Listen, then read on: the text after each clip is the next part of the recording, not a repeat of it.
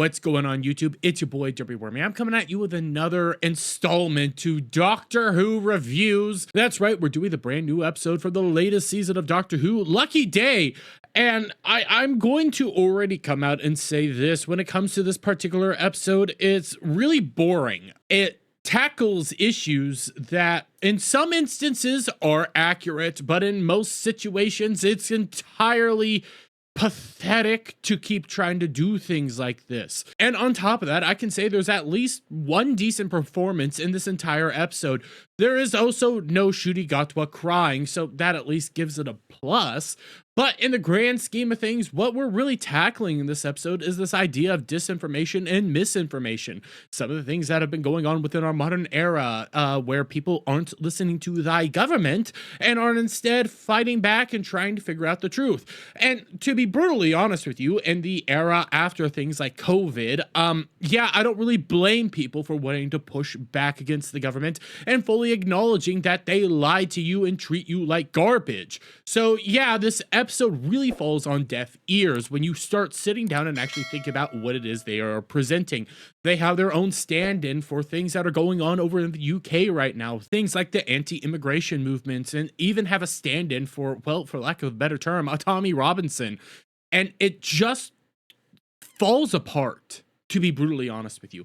Once you start realizing that this is all about misinformation and disinformation, you start rolling your eyes, you start getting very bored with it, and you start sitting there and thinking, yeah, I wouldn't blame people for thinking that UNIT is nothing more than a bunch of lying hacks in a world in which nobody seems to ever give them a straight answer. I don't blame people for wanting to come out here and say that, no, all this is fake, and this is just special effects, considering you have a lot of monstrous creatures in there. But the problem is, within this world of Doctor Who, I find it extremely hard for anybody to think that UNIT doesn't exist and that UNIT doesn't do what it is that they say that they do, considering we've had massive alien invasions, considering people have seen some of the most craziest, insane things to actually happen with the world. I really find all this hard to believe that people wouldn't think that UNIT is actually out for their best interests. That being said, it falls apart on all that. But listen, okay, I can keep describing this stuff. I can keep telling you about this. But why don't we actually get into the episode itself? Because again, this episode, it's not really that deep. It's not that impactful, and it kind of starts falling apart. So we start off, honestly, on New Year's Eve in 2007. Doctor's out and about with Belinda Chargrove, whatever, trying to get another, reading to figure out how to get back to May 25th, 2025, because that's the big deal. And then, out of nowhere, the Doctor sees a little boy, and he starts talking to said little boy. Little boy introduces himself as Conrad, and the little boy is so amazed that this blue box appeared out of nowhere, starts talking to the Doctor, starts talking to Belinda. The Doctor hands him a 50p cent or whatever it is over in your guys' weird country across the pond, and he's so amazed and enamored by this and shocked that he ends up bolting away after taking said piece, goes to his mother, informs his mother, and his mother hits him, says, quit lying for attention. She's tired of it. And we can see that this boy, this young Conrad, is treated like garbage with his mom. She treats him like crap. She wants to go out and drink and have a good old time, barely ever actually pays attention to Conrad, and honestly constantly instills that he's lying and doing everything he does for the sake of attention. Which, okay. But then we jump forward in time and we see young Conrad is now all grown up, and he's doing a podcast with Ruby Sunday. Yep, that's what we're doing.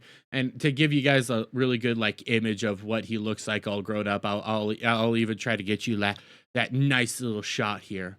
And by the way, before we get into the whole intro bits and blah blah blah blah, this podcast exists to talk about the Doctor, to talk about his amazingness, and to try to inform the world about said Doctor. And when we keep going through this, stuff starts falling apart real fast in all this entire episode. Things don't add up, things don't make sense, and I'm already going to spoil it, considering Conrad here is the person that prevails the misinformation and starts turning the populace against UNIT and the government as a whole. Why the heck would they ever allow Ruby on a podcast that does all this, if they could do these deep dives into anybody out there. It doesn't make logical sense. It doesn't actually flow thoroughly. And you could say, well, they manipulated and tricked them, but this is Unit. Unit has access to a lot of information in this grand world. Why the heck weren't they able to screen this beforehand? So yeah, that is what it is. But we get the intro, yada yada yada, lucky day. But we get more about who Conrad is and his connections and associations with the Doctor. We go back to a year prior, and he's telling you all this via the actual podcast itself, where he's walking down the street and he sees the blue box again.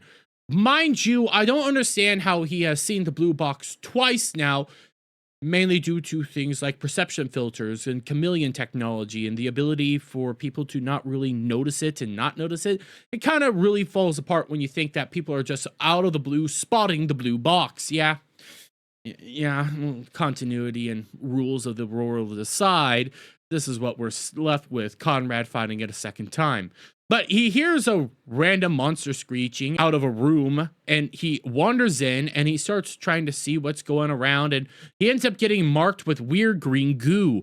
This green goo is actually from the Screech. The Screech hunts people utilizing this green goo via pheromones and things like that, and that's how it actually captures you. That's important for later down the road, but we'll get to all that. Now, as the adventures is going, he ends up seeing the Screech, and the Screech ends up disappearing thanks to the Doctor and Ruby. Now, we end up seeing some back and forth between the Doctor and Ruby. The Doctor hands her a particular antidote for the pheromone goop things that she's marked with, and he says that this is going to help you, not get tracked by the Screech, because he explains how the goo works. It is what it is. This thing's going to be nice and help you out. She takes it. That's what it is. They get more banter back and forth. And you end up watching Conrad watch them out and starts taking pictures and videoing the TARDIS disappearing. Again, after seeing things like this, after running upon the TARDIS, Millie, the Doctor, seeing all this stuff, you would start thinking that maybe Conrad wouldn't be sitting here thinking that this is all lies and misinformation and disinformation spun up by the government to try to control the populace and keep them in fear. Because why the heck would they randomly work with Unit to put out this entire scene right here when nobody is around? They're not filming it. They're not telling anybody about the Screech. You don't even know about the Screech itself until much later down the road when Ruby informs you about what the Screech was. So why would this ever work in your actual favor? And why would you ever think that this is all just a big government conspiracy ploy? It doesn't add up or make much sense. And we're going to keep going down because we start getting more information and things start going on. Ruby shows up, wants to be a part of the podcast because he took a picture and says, "Do you know where this girl is?" And bada bing, bada boom, we're here. Again, I don't know why Unit didn't know anything about this podcast. I don't know why Unit wasn't going to stop any of this, wasn't aware of this, and wasn't trying to, halter any of this activity. It really doesn't make much sense. But as the podcast is going on, you see more people are listening to it. You see that it's a very active thing. And you watch one business dude, and this is actually particularly important, walk into a facility, and it's later revealed to be a Unit employee. Again, that's actually very important for this particular dude who's listening to said podcast who works for Unit. Again, I'm really find this hard that Unit didn't have tabs on any of this stuff. But okay, we keep moving forward. And as time goes on, Ruby and Conrad start hitting it off, talking a little bit more. Conrad's a little doofy and spills his coffee, cleans it up, and, podcast goes off without a hitch. He ends up chit-chatting with her more and has little goofy moments, and it ends up being that Millie or Ruby or whatever the heck you want to call her is now going to go out with Conrad on a coffee date to talk more about this stuff. So Ruby goes on said date and starts filling Conrad in on the Screech itself, informing him about how the green goo jizz, whatever you want to call it, how it works, how the Screech hunts, and how it actually manifests and does stuff. She talks about how when the Screech starts getting close, it flickers lights and things like that. It makes you want to be scared because it all hunts on fear, because it thinks fear is good. And as she keeps going down this entire list, she ends up handing him the antidote for said goo. so that he could take it and to try to not be hunted by said Screech that is currently held captive by Unit. Okay, everything's kind of working out. I still don't see where anything crazy is going on. It's just mainly boring. Because what we're really starting to get after this particular episode, and after Conrad here ends up informing, Ruby about his interactions with the Doctor, it really just becomes boring back and forth dates, talking about the Doctor as Conrad and Ruby get closer and closer together, become more like boyfriend and girlfriend, doing little things here or there. But I want to point something out to you, because they already did some evidence that, hey, Conrad didn't take the antidote. And it's the little small things, and it's actually very clever what they did. When you're walking by this cab here, you end up seeing the cab's light flicker. That's a key aspect to how the actual Screech hunts, is it interferes with electricity, it interferes with the lights, and as they are walking by said taxi and cab, you notice that the lights are flickering on and off. The weird thing is, though, I want you to remember the Screech is actually held captive by Unit right now. It is in their custody. They know where it is. The Screech isn't out and about, so you're left wondering what actually is going on here. Why is this taxi lights flickering?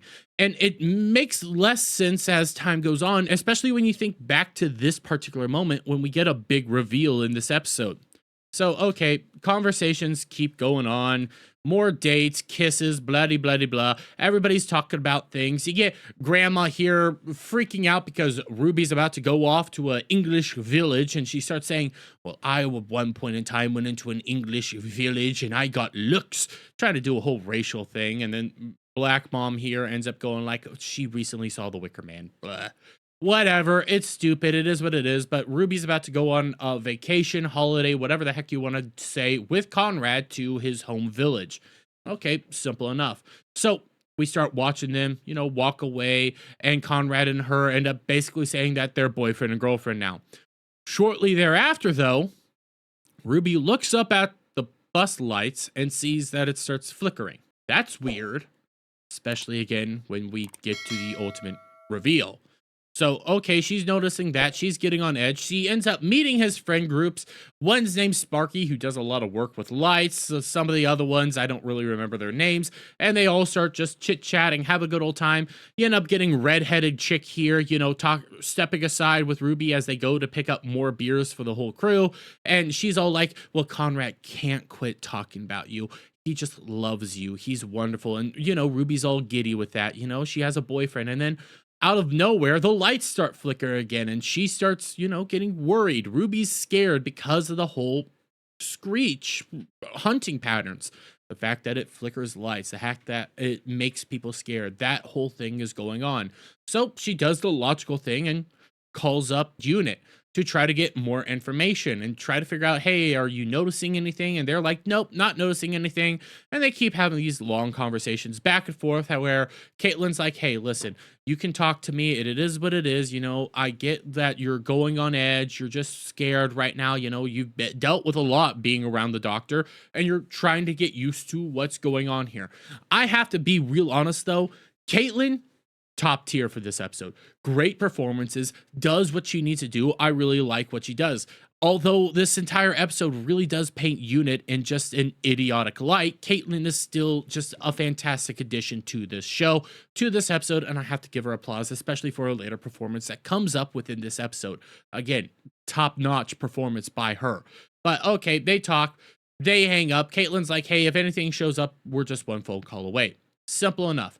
Caitlin then goes down to their containment system just to be on the safe side, to try to see if the Screech is still there, and it's there. It's fine. So you're left wondering what the heck's going on. What's happening? We've been seeing lights flicker. We've been seeing this all going on, but it's not the Screech. The Screech is in containment. How is this all happening? How is this all going down?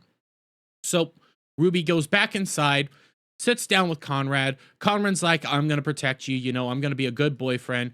We end up getting redheaded chick and what I'm appearing to be her black girlfriend sit down. They start talking about how Sparky's in the bathroom, whatnot. All of a sudden, all the power goes out. Things are terrifying now.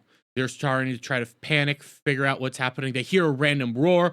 Woman comes running in, says, everybody stay inside, everybody. There's monsters out there. It's a demon, it's a creature. And we start noticing that the Screeches are here. There's multiple Screeches outside hunting Conrad. And we end up finding out that Conrad didn't take the antidote, which you could have already kind of put two and two together with some of the little clues of the episode, which, okay, that makes sense. But his reasoning for it at the time was because he wanted to be brave. He wanted to be clever like the doctor, and he didn't want to show fear, which that's a decent thing. Even though you put everybody in danger, I can at least say, hey, you know what? I could see where he's coming from. He wants to be brave like the doctor and be brave in the eyes of Ruby. He wants to be this crazy, insane thing and not show fear, which is commendable in some regards, even if it put everybody in danger and was ultimately kind of dumb. But okay, let's just roll with that. So Ruby starts taking charge. One guy ends up even saying, who the heck put you in charge? And she's like, okay, go outside and get killed by them. Again, good performances all around. But she starts calling Unit, Ruby, and Unit starts kind of freaking out, going like, what the heck's going on? We're not seeing these blips. We're not seeing this stuff. We need to get rolling out. We need to go capture these Screeches and save the day. And they end up bringing the same dude along who's right here, who was listening to the podcast earlier. Again, that's a key factor to all this, is this dude that listened to said podcast. So, okay, Ruby goes out, tries to hunt down the Screeches. She's all alone. She's trying to be brave. We've seen other companions do this in the past when the doctor's not around. Be brave, face the thing, and do what you do, okay? And then as she's going down, Conrad appears. Simple enough. Conrad, still wanting to be brave and protect Ruby, comes out to do what is right. I can, again, like everything that I'm seeing here. Even though it's kind of boring and lame, and you're like, God damn, when did Doctor Who become this romance girly girl show? You're like, I can at least see what they're doing. It's not all awful, but then it dawns on you, we're only halfway through the episode, because the big twist and reveal is about to happen. As Unit and all of them are here, and as they end up finding Sparky's hat and realizing that the Screeches, or thinking the Screeches, killed Sparky, we watch as everybody shows up. They're starting to try to figure out what's going on here. They see the Screeches come out, and as they're doing their little crawls, they start standing up, and Ruby goes like, they're not Screeches, actually. There's something else. And they're in reality just Conrad's friends, Sparky and some random blonde dude. I want to try to get that whole thing. And they say, did we do good, boss? And we end up looking at Conrad, who looks confused before revealing that this was all his ploy. His podcast and his movement is called the Think Tank. And in reality, everything leading up to here was a lie, trying to prove that Unit was lying and that Conrad's the villain the entire time, doing something to try to prove that the government's been lying to you. He pushes disinformation and misinformation and just wants to prove that the government's lying and doing bad things, which, I mean, they do. Let's be fair. COVID happened. And a lot of this just starts boiling down to a major misinformation and disinformation campaign and boiling it down. This is where all the politics and bullcrap starts coming in. Things that just aren't adding up. Because honestly, if Unit has all this technology and information, wouldn't they have been able to figure out that Conrad was a bad dude and shouldn't have been trusted at all? I mean, earlier on, I forgot to bring this up. He even says, we never get Unit employees on the show because they don't want to show up and they want to keep quiet about everything. So if he's tried to get Unit employees on the show before, Unit would be aware of his podcast. Unit would have been aware of Conrad. Unit would have been aware of all this stuff and would have been able to say, yeah, he's a bad dude. We're not going to let you on here. We know what he's doing. Not going to do anything with that. But they didn't. So they didn't know any of this was going on. They didn't prepare for any of this. And when we get the whole revelation that Conrad's been just, playing Ruby and playing all this to try to show off that it's all government conspiracy and they're lying to you. They want to keep you scared so they can control you. Look at all this stuff. This is all just practical effects and everything. And everybody's, making fools. Conrad never liked Sunday. It is what it is. Okay. It's all starts coming down. And dude here, looks scared. But again, this dude listens to the podcast. They should all be aware of what the fudge is going on right now. But nope. Everybody's just like, oh my God, I can't believe that this happened. It's insane. It's just insane and nonsensical. And also, they end up pointing over to the chick in the wheelchair saying, this girl's lying and she's taking welfare money from the people and taxpayer money. That's how she does all this. As they're saying that they saved the world. And you can see what they're doing. You can read through this a mile away. It's conspiracy theories. It's people that don't want to follow the government. It's your populist types. It's the people that call out the government for lying, covering stuff up, and manipulating the people to follow their well wishes. Again, COVID happened. Tommy Robinson, the things that went down over the summer over in the UK. We saw this before. We know this stuff has been happening for a while, and you're starting to put two and two together. You figure out who this all is. Conrad is just like a stand-in for people like Tommy Robinson. I'm not saying it's Tommy Robinson one-to-one, but it's people like Tommy Robinson. It's people like Tim Pool. It's people like Steven Crowder. It's people like all that go around, do podcasts, information, call out the government and their manipulation and lies, which, again, they do. I mean, if you want to sit here and talk about this, if you're pro like the whole progressive, hypersensitive people that like all this, do you think that Donald Trump is telling you the truth 24/7? Are you believing that? No? Then wouldn't this play into you as well? You see how if you're doing stuff for political reasons, it kind of starts backfiring a little bit, because if Donald Trump's in power right now and you have this whole thing of people not believing all this and not believing the government, wouldn't you want to be out there saying that the government's lying left, right, and center? And I know I'm taking this to a more American-centric mindset, but I'm not a guy who lives in the UK. I'm pointing this out because you guys would try to be doing this to Trump and say that he's lying 24/7. So where's the difference when it's your people in charge and people are doing that? You kind of see the issues here. And I know I'm getting far away from the entire episode right now, but it's a whole episode about misinformation and disinformation, and it's kind of idiotic as we keep going down, because now when you start realizing that this was all a ploy the entire time, that the shrieks were fake, that everything was fake, the power going out was all because of Sparky, how did the power flicker in that cab? How did the power flicker when it came to the bus stop? How was all that happening? What was causing that? Because they weren't there doing that. They weren't there in London flickering that cabbie's lights. So how was that all taking place? How was that all happening? Because again, the shriek was captured. These shrieks are all fake. So how was that happening in those multiple moments? Don't know. You have no clue of what the heck happened. You have no clue as to why that was going on there. So that's why this episode starts falling apart. Nothing starts making sense. Lights flickering before, no reason for it to actually be flickering because this was all fake. The whole point of the entire episode, no point to actually be making sense, because even if you agree with what's going on here, wouldn't you think that the more conservative sides were also lying to you? So wouldn't you agree with some of the actions that are taking place here? You see the issues here?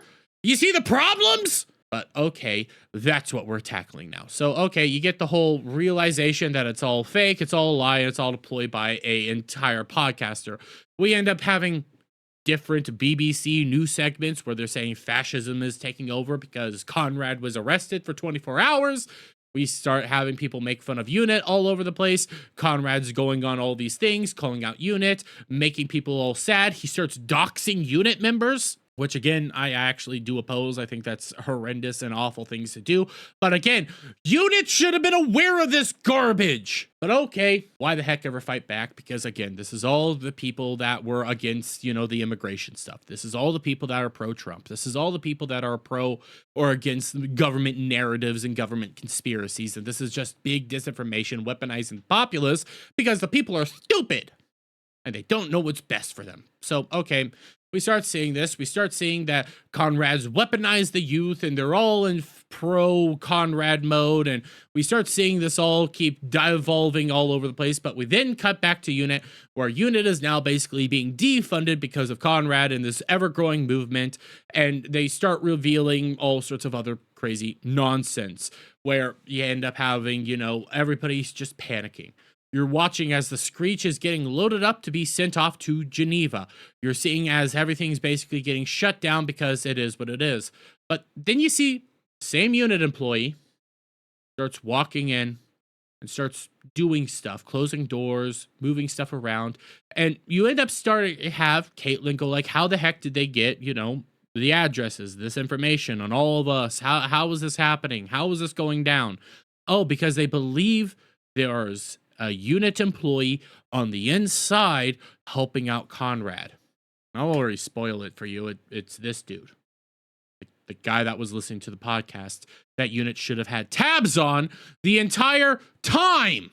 But okay, they start having this all happen. Conrad gets into the building thanks to the same dude. They're, trying to boil it all down, and they start figuring out that it's Jordan Lang, the guy who was listening to the podcast. And they start going through his list of everything that he listens to and watches, and it's all conspiracy theories, anti-government bullcrap. And it's like, okay, if you know this about this guy, if you know that this dude is doing this, if you could figure this out with a snap of your fingers, why didn't you know it beforehand? Oh, because unit's incompetent nowadays. But okay, they end up trying to hunt down Jordan Lang. By the way, at this particular time, I didn't get it in this whole entire, back and forth. I'll try to hit it now. Conrad gets in, beats up a guard, takes his gun, ends up shooting Jordan because Jordan doesn't want him to have a gun because he doesn't think they need a gun to expose the lies and conspiracies of unit that he works for, that he knows what they do. So, okay, Conrad ends up getting up to the control center. And they have this insane back and forth. Actually, a decent back and forth where Conrad's pointing out that you guys live in this high tower. You think you're superior to us. You look down upon the populace. You call out the populace. And again, you're looking at this through the eyes of somebody that's anti-establishment. The eyes of somebody who's calling out government lies and conspiracies. So you can kind of see where he's coming from. And let's not mince words again. We know the government's lied to us. COVID frickin' happened, ladies and gentlemen. How did that all play out? Social distancing, masking, you thought all that stuff worked? It really didn't. And they've admitted to such, but okay. Outside of all that, you end up getting the back and forth where Conrad is calling him out. Conrad is sitting there calling out Ruby, calling out Caitlin, and ends up saying that Caitlin's father was nothing more than a liar, a loser, a manipulator, and is incredibly awful person. And that tips everything to a different level where Caitlin starts getting pissed and says, you know what? We are lying. We are manipulating you. And why don't we show you the truth? Because as Conrad is trying to have the doctor show up to save the day, Caitlin's like, I'm so happy he's not here because I'm about to do something so awful and so evil. So Caitlin decides to start opening the doors behind Conrad, starts revealing the creature within, and the screech comes out as Caitlin saying, I'm showing you the truth. I'm showing you the truth. And I can actually commend this scene, not because of everything that's going down. It's honestly kind of awful. But Caitlin's performance is top notch. What's going on here is she's been tipped over the edge and she's showing the truth. And I can actually say, you know what? I actually kind of like how it's being performed, what's going on here. And I kind of like Caitlin because Caitlin's actually kind of a badass. And you're just like, damn, that's pretty good. Okay, I can say the performance and what's happening is pretty good. Everything else around it is what bogs everything down. So as much as I could commend the scenes and everything that's happening, you're still like, God damn, but the unit's so stupid. So Conrad has a gun and is now running away from the Screech that is now hunting him. Because again, he never took the antidote. Screech is still after him. We're going to be watching as the skull goes down. So he keeps pleading with Caitlin to just help him, to wrap it up. He's at the same time, he thinks that it's not real. Sunday's like, we need to help him. This is too far. This is going too far. And Caitlin's there, stone-faced, just letting the creature hunt him. Creature gets up into the vents. Conrad's freaking out. He's trying to get away from it. You have the whole robot creature go like, hey, I got to get out of here. It's too dangerous. And you start getting the Screech in front of Conrad, ready to take him down. Everybody's pleading with Caitlin to stop this, help him, save him. And Caitlyn's like, welcome to the truth. Welcome to the reality. This is what you wanted to fight back against. This is what you're saying we're not doing. Here it is, looking you in the face. And as the creature gets right up on him, starts screeching, Ruby gets handed a taser, tases the creature. It goes down, and Conrad's, kind of relieved and thankful that, he's alive now. Stands up, looks them in the eye after facing down the screech, and says, "This is great special effects. You guys keep lying," as he's, pointing it out. And then he gets his arm bit off by the screech. Yeah, and that's where that all ends. So after having everything shoved in your face, after having the reality there, you still don't believe it? You still don't think any of this is happening? Wow. Oh, by the way, I forgot to point this out. Yeah, this whole entire thing was being, filmed by Conrad and streamed to the internet. So all his heinous actions, shooting the employee, tackling them down, saying some of the most heinous, disgusting stuff, and then having the creature, right there in his face, that was all streamed live to the people. So yeah. Later on, we end up seeing the screech, getting taken away. Ruby's there, kind of upset. You have guard guy here talking to Caitlyn, going like, "Hey, this went too far." And Caitlyn's like, "You know what? We're out of money. We're being shut down. I really don't care. It had to happen," which I can like. She took the boss move. The performance was top notch. As much as there's so much stupidity around here, her performance was top notch. I have to give credit where credit is due. We end up having Caitlyn walk up to Sunday and goes like, "Hey, are you okay?" And Sunday's like, "No, I need to get away. I'm just bogged down by everything. He's dealing with PTSD and all that nonsense, but whatever." And Caitlyn's like, "Okay, but if you ever want to come back, just call me." Girl in the wheelchair goes like, "You already have 2 moms, or what are you doing, collecting more?" Which, okay. But we end up going back to Conrad, who now has his arm reattached thanks to, magic, science, technology. And he's in a jail cell. We start hearing the TARDIS, the whole world of the TARDIS, the whole screeches, as he gets teleported into said TARDIS to have a chat with the doctor. And the doctor goes full on propagandist mode, because as much as the doctor's right from the era of the doctor, because again, we're dealing with a lot of stuff that's happening within the doctor's universe, but you're dealing with this as they're trying to do a whole propaganda message about misinformation, disinformation, and calling out the government and the people that are there to keep you safe. The doctor goes on this whole thing of like, "Hey, people who get invited into my TARDIS are special. But you're special for a different reason, Conrad.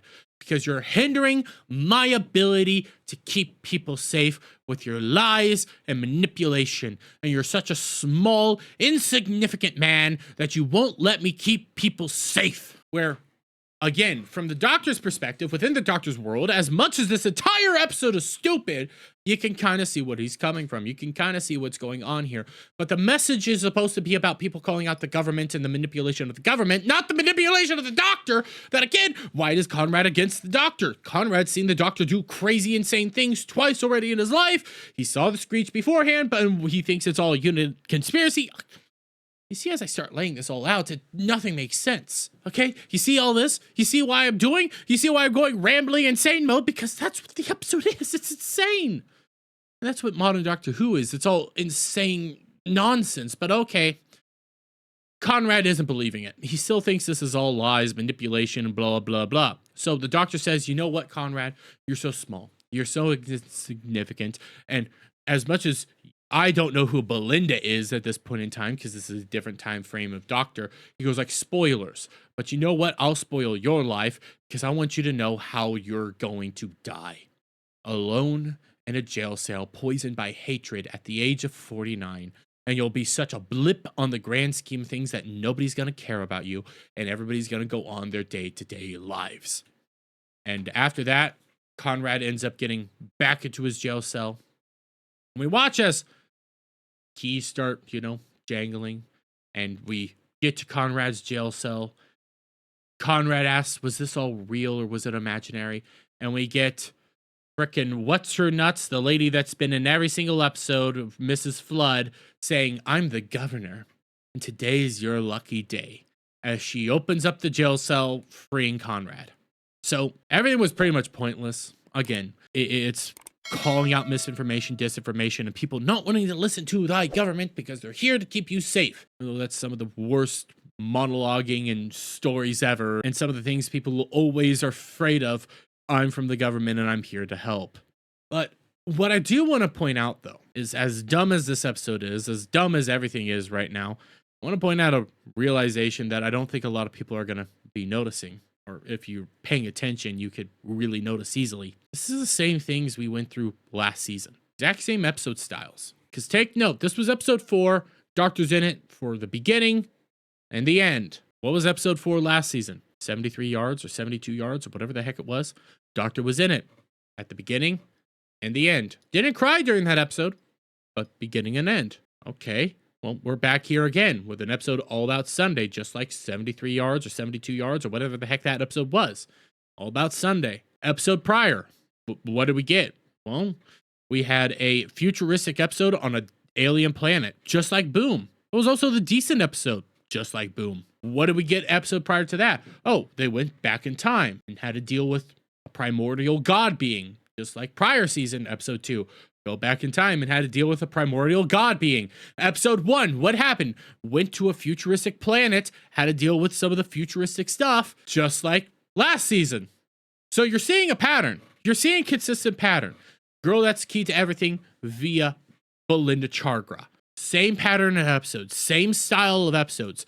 Futuristic planet to begin with, introduce the world to all sorts of craziness, introduce your companion to the time travel mechanics. Episode 2 goes to the past, deals with primordial being. Episode 3, decent episode on an alien planet. Episode 4, no doctor in the episode, deals all with Sunday. Seeing what I'm putting down here? You seeing what's happening? And then every single episode, you're getting Mrs. Flood, just like you got with Susan. If you can't figure it out by now, you're figuring out that it's all stupid. It's all idiotic. It's all the same nonsense over and over and over again. Because even though this episode wasn't really written by Russell T Davies and it was written by somebody else, it's the same formula. It's the same connective tissue. It's the exact same thing as before, because let's not mince words here, people. Everybody that made this episode, everybody that's putting this garbage together aren't original. They can't tell good stories. They're nothing more than propagandists that will repeat the exact same stuff over and over and over again. For crying out loud, even when it came to 73 yards or 72 yards, they had a whole anti-populism, anti-Donald Trump, anti-this, anti-that message. Same thing that you're having here, even though this is through misinformation and disinformation. Having the exact same messages. You're having the exact same story over and over and over again. But okay, whatever. You're going to watch as the ratings collapse and as this show slowly ceases to actually appease anybody because, well, in another episode, I'll go over the numbers because they're atrocious. But in the meantime, guys, thank you for watching this. Thank you for hanging out. Thank you for spending time. And as always, guys, if you like this episode, please give it a thumbs up. Share it out, friends. Hit the subscribe button and hit that notification bell for every time I put out a new video and go live, guys. And I'll see you on the next one. Bye for now.